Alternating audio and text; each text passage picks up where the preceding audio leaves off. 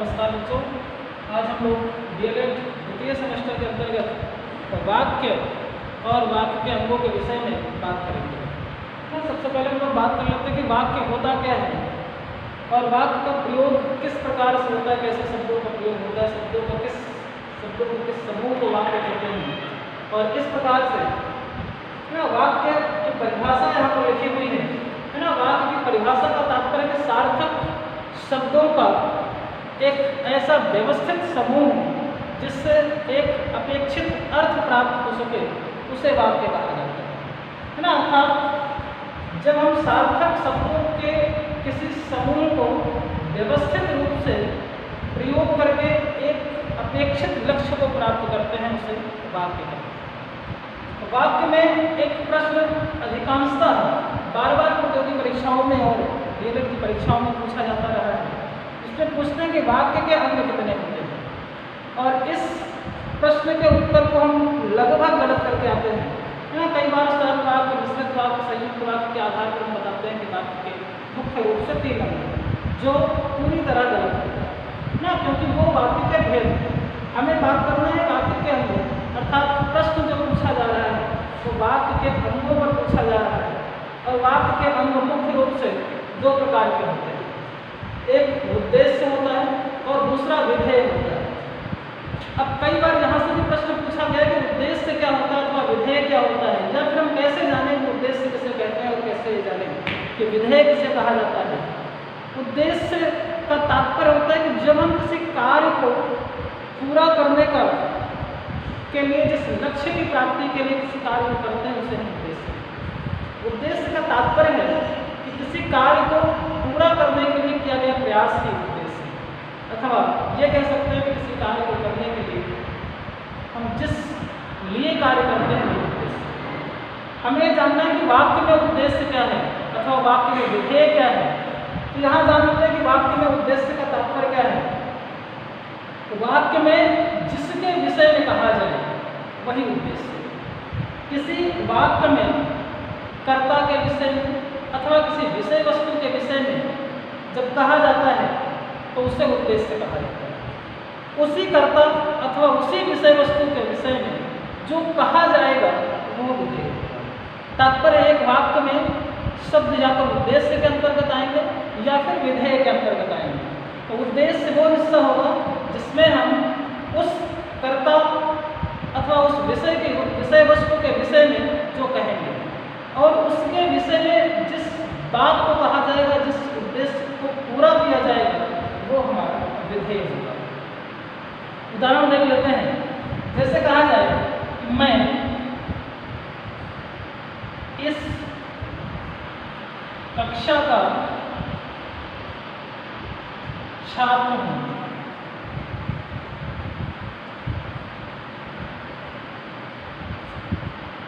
मैं इस कक्षा का छात्र हूँ, इस प्रकार का एक वाक्य लिखा है। हमें जानना है कि इसमें उद्देश्य क्या है, उसमें विधेय क्या है।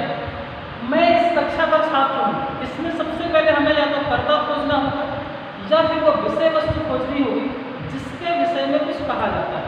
तो इसमें किसके विषय में कहा जाता है? मैं। अर्थात जिसके विषय में कहा जाता है वो क्या हो जाएगा? उद्देश्य हो जाएगा। तो इस वाक्य का उद्देश्य होगा मैं। अब मेरे विषय में क्या कहा जा रहा है, अर्थात मैं किस बात को कह रहा हूँ। इस वाक्य में मैं बताया जा रहा है इस कक्षा का छात्र हूँ, तो यहाँ से लेकर इस कक्षा का छात्र हूँ, ये पूरा विधेय कहलाएगा ना। साधारण सी बात है कि जिसके विषय में कहा जाए वो उद्देश्य है और उसके विषय में जो कहा जाएगा वो विधेय कहा जाएगा ना। तो इस प्रकार से वाक्य की परिभाषा और वाक्य के लिए 2 प्रमुख अंग होंगे। अच्छा, कई बार हम समझ लेते हैं कि वाक्य का जो पहला शब्द है वही उद्देश्य होगा, जो अंतिम शब्द है वही विधेय होगा। ऐसा कहना गलत हो जाता है, क्योंकि कई बार वाक्य में एक से अधिक शब्दों को भी उद्देश्य कहना पड़ता है, तो माना जाता है। जैसे कहा जाए मेरा भारत महान है ना। इस प्रकार से हम कहते हैं। अब इसमें अगर हमें देखना है कि उद्देश्य क्या है और विधेय क्या है, तो उद्देश्य इसमें जिसके विषय में कुछ कहा जाए वो उद्देश्य। किसके विषय में कहा गया? मेरा भाव। क्या कहा गया?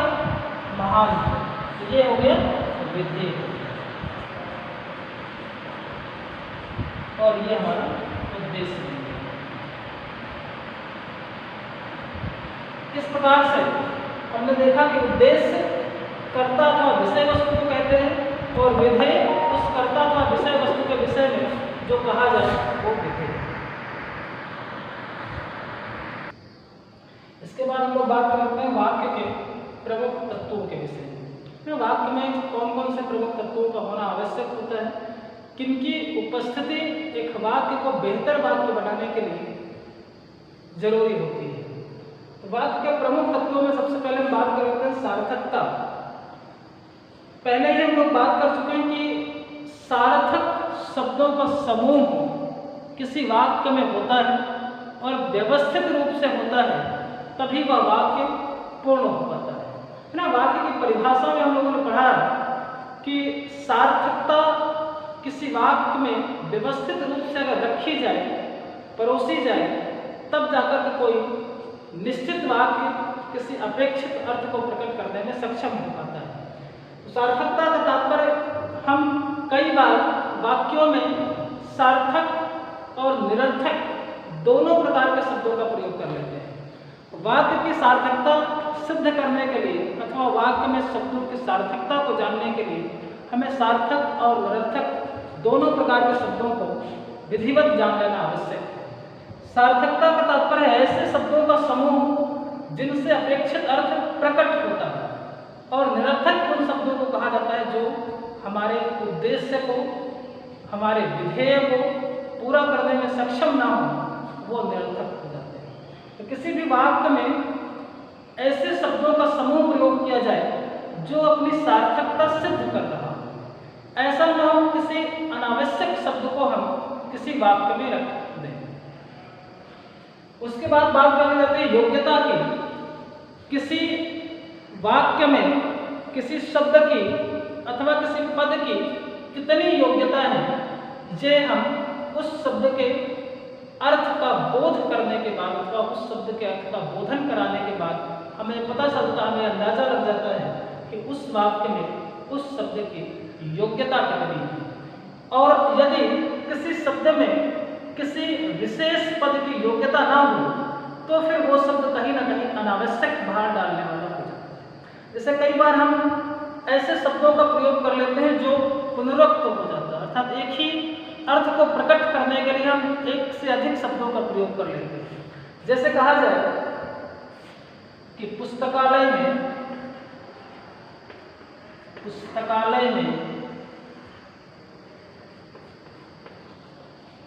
पुस्तक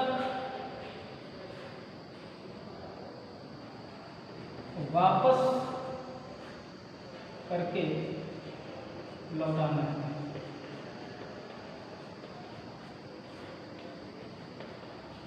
इस प्रकार के वाक्यों का जब हम प्रयोग कर लेते हैं, अब यहाँ पर एक ऐसा शब्द है, इन दोनों शब्दों की अपनी अलग अलग सार्थकता है, इन दोनों शब्दों की अपनी अलग अलग योग्यता है, परंतु इस वाक्य में यदि बात की जाए तो किसी एक शब्द से कार्य पूरा हो सकता है।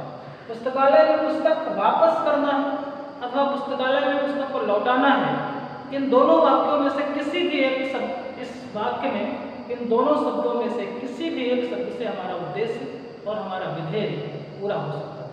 तो इस प्रकार से ऐसा नहीं कि शब्द की योग्यता नहीं है, परंतु यहाँ पर इन दोनों शब्दों की एक साथ योग्यता सिद्ध नहीं हो पाती है। अतः हमें वाक्य में योग्यता का भी विशेष ध्यान रखना चाहिए। उसके बाद फिर हम बात करते हैं आकांक्षा की। किसी वाक्य में आकांक्षा का होना आवश्यक है।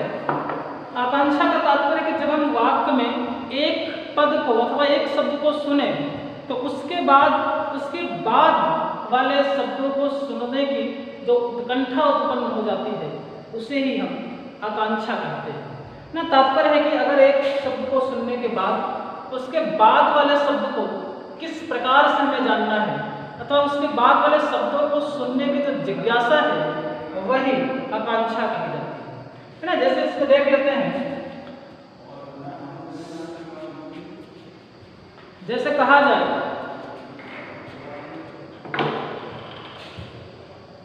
कि उसने कार्य पूरा कर लिया।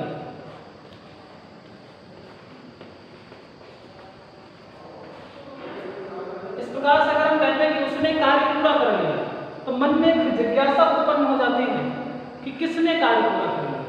तो इस प्रकार की उत्कंठा, इस प्रकार की जिज्ञासा वाक्य में होनी चाहिए, क्योंकि बिना जिज्ञासा के हम शब्दों को अथवा वाक्यों को और जानने की कोशिश नहीं कर सकते। उसके बाद आता है पदबंध। शब्दों में या शब्दों का प्रयोग जब हम वाक्य में करें तो उसको एक निश्चित प्रकार से, निश्चित क्रम में हमें उसको बांधना चाहिए। यहाँ पर अगर संस्कृत भाषा की बात की जाए तो संस्कृत में शब्दों का क्रम निश्चित नहीं रखा जाता है। वहाँ पर हम शब्दों के क्रम को अगर उलट कर रख देते हैं, किसी एक शब्द को दूसरे स्थान पर रख देते हैं, दूसरे शब्द को चौथे स्थान पर रख देते हैं, तो भी उस भाषा में वाक्य के अर्थ में कोई परिवर्तन नहीं होता है। परंतु यदि हम हिंदी भाषा की बात करें, कुछ वाक्यों में ऐसा हो सकता है, परंतु सभी वाक्यों में अगर हम पद के निश्चित क्रम को एक साथ नहीं रखते हैं तो फिर कहीं ना कहीं वाक्य में समस्या उत्पन्न होने लगती है ना। मुख्य रूप से अगर पदबंध को जाना जाए तो वाक्य के उस भाग को जिसमें एक से अधिक पद परस्पर आपस में जुड़े हैं उसे ही पदबंध कहा जाता है ना। फिर बात कर लेते हैं पदक्रम की।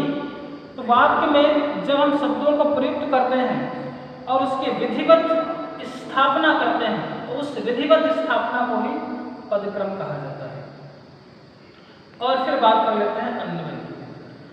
अन्वय का तात्पर्य होता है कि लिंग, पुरुष और काल के अनुसार वाक्य में शब्दों का परस्पर मेल कराना।